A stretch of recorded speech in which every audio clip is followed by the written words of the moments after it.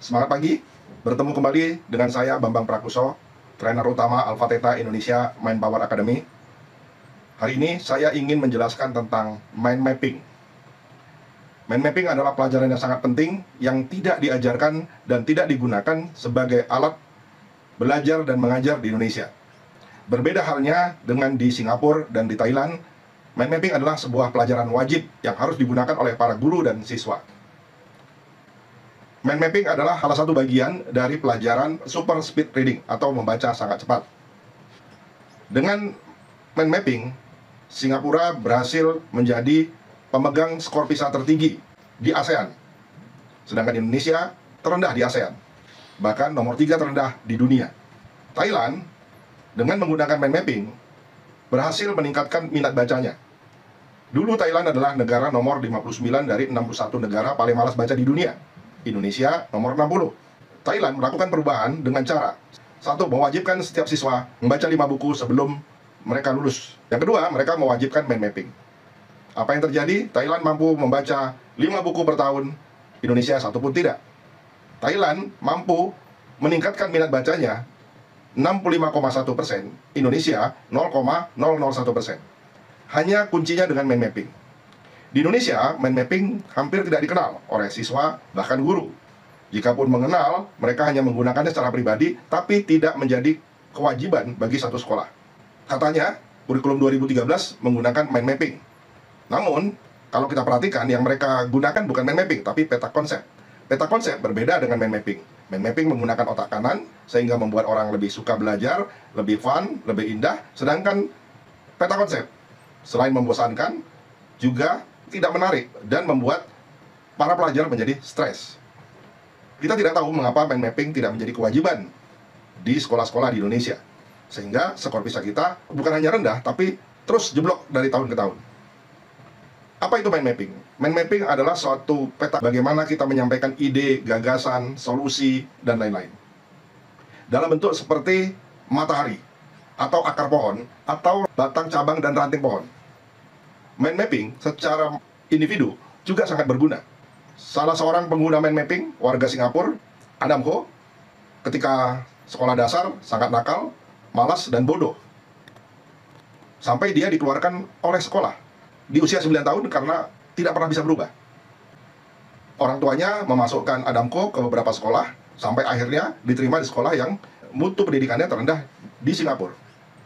Dan di sana pun dia tidak berubah. Sampai akhirnya orang tua Adam Ho menyekolahkan Adam Ho ke sekolah kehidupan.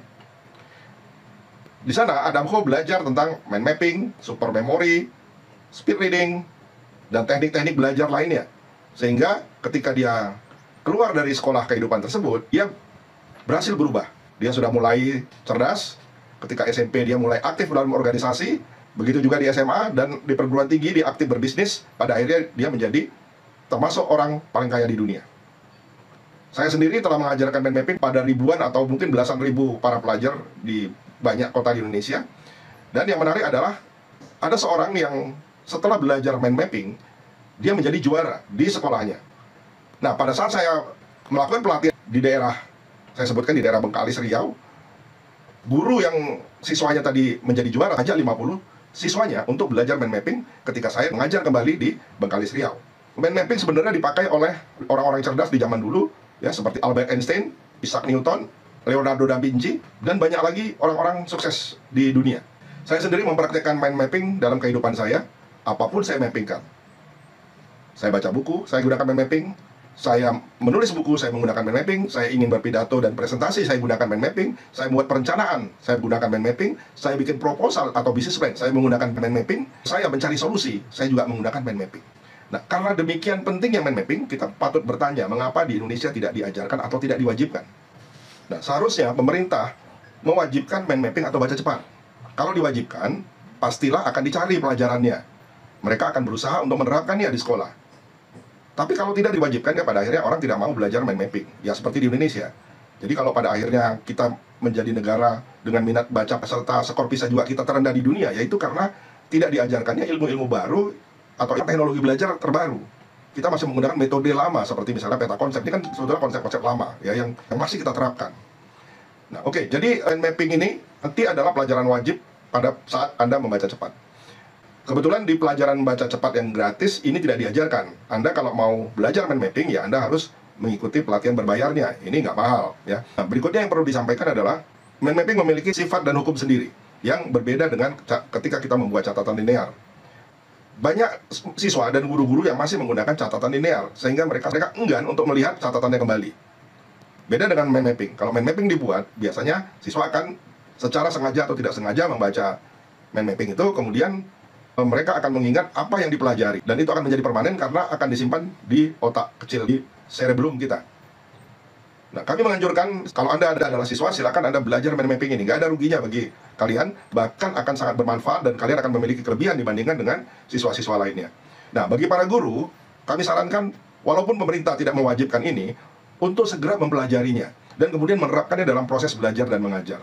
Karena kami melihat ada satu guru di daerah Tomang, dia satu-satunya guru yang membuat mind mapping dan kemudian membagikan kepada siswa sebelum siswa belajar. Ini jauh membuat mereka menjadi lebih mudah belajar dibandingkan mereka tidak menggunakan mind mapping. Nah, diharapkan muncul guru-guru semacam ini yang mau belajar mind mapping dan kemudian mewajibkan siswa-siswa membuat mind mapping sebelum dan setelah mereka belajar. Dan bagi para karyawan bisa menggunakan mind mapping untuk menangkap ide-ide kreatif, mencari solusi, kemudian bagaimana mereka bisa membaca, meringkas laporan-laporan, bahan bacaan, dan bagaimana mereka bisa presentasi atau pidato dengan menggunakan mind mapping. Untuk karyawan, kami menyebut creative thinking. Untuk guru, kami menyebutkannya mind mapping for teacher. Salam Alpha Theta, salam Power Ranger, siap berubah!